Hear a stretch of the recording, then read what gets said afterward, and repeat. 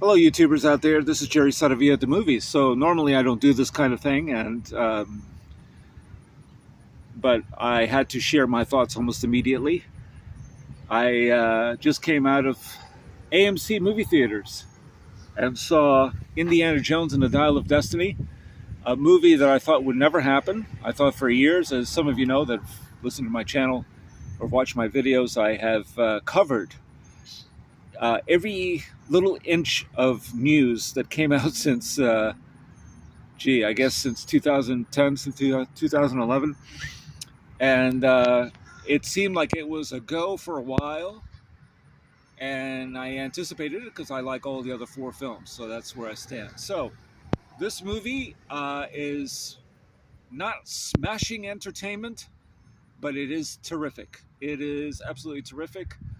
I don't understand some of the critics out there, just bloggers, not even so much critics, who don't seem to find anything of interest in this movie. They call it dull. I will say, as usual, when Indiana Jones is doing his thing, checking for clues inside of a cave and all that kind of stuff, it is a period of inactivity, so you could call it almost a lull in the exposition.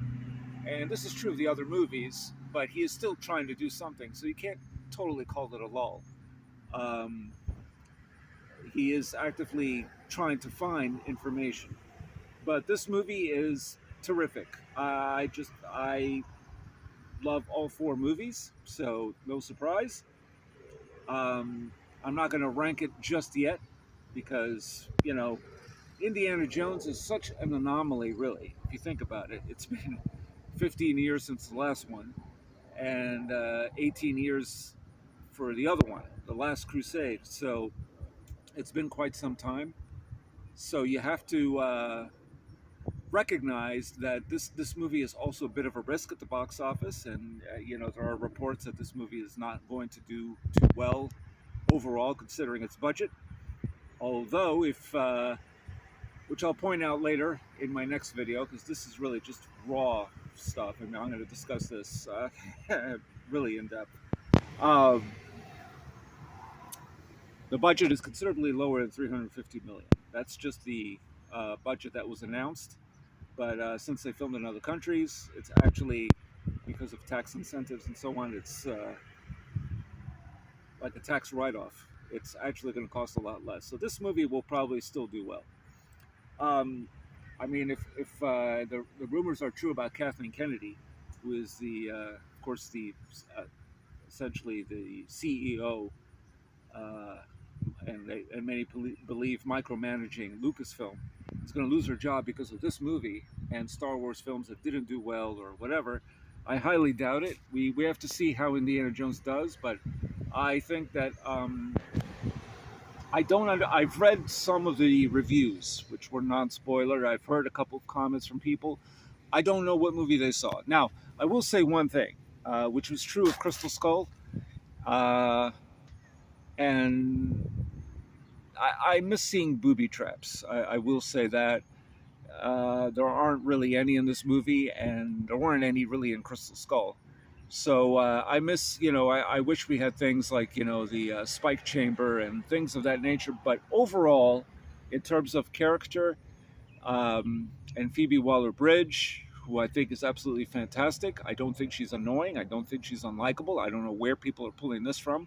I've known annoying, unlikable characters in other movies. There have been annoying characters in other Indiana Jones movies, mostly, or really limited only to the Temple of Doom. I always thought Willie Scott was annoying, but I still liked her. I didn't think she was unlikable. And Short Round was always a little annoying after a while, but he was still a pluck. He had a lot of pluck and was a good kid. So, I don't know. I think, I will talk about this more in depth, but this is a terrific movie. If you're an Indiana Jones fan, see it. It occurs to me that when I came in here to the theater, I just turned 52 last month, and there were mostly older people in here, probably about 20 years older than me, but I didn't mind it. I'm not saying I was the youngest. I have a feeling there were some parents who were in their 70s who brought their daughters, it looked like to me, who were probably about my age or younger. So this is clearly a family affair, this movie, for a lot of people. It is for me. Raiders of the Lost Ark changed my life. So I am sort of protective of my own feelings about it and wishing others saw the same way, but that's not how it is. Indiana Jones used to be the kind of thing that was critic proof. It's obviously not, because if you're a critic, you still have to analyze it and talk about it, and what you like, what you didn't. It's a good movie. I think this is a great movie. I think it's terrific. I love the ending. It wasn't as far-fetched as anything else that we had seen before. Um, is Indiana Jones beaten up a lot and everything else, sometimes treated like a rag doll, perhaps. That's mostly by the henchmen. Uh, so we'll discuss that later. This is really just a regular video. I'm just saying my thoughts right now, right out of the theater, and I had to share it. And it was emotional for me at the end for two reasons. One, well, I can't really discuss it here. This is non-spoiler. So let's just say the reintroduction of a certain character, and I'll get into that in my spoiler review. And also just knowing a couple of things. One, it's not that it's just the last Indiana Jones movie, at least with Harrison Ford. It's also the last Indiana Jones movie I'll ever review. And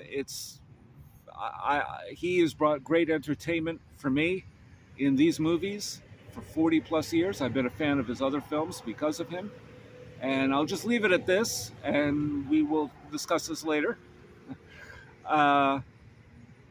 It also made me want to learn about Archimedes, and I'll leave it at that. So, yeah, this is a terrific movie. Go see it. Um, is there a couple of moments where you might feel like it's a little slower? Yeah, but that's kind of how these movies are. They sometimes go a little slow and then build right back up again. And it needs to be. He's an archaeologist, so you're going to need moments where he's talking about these things. But otherwise, the pacing was terrific in this movie. I was involved.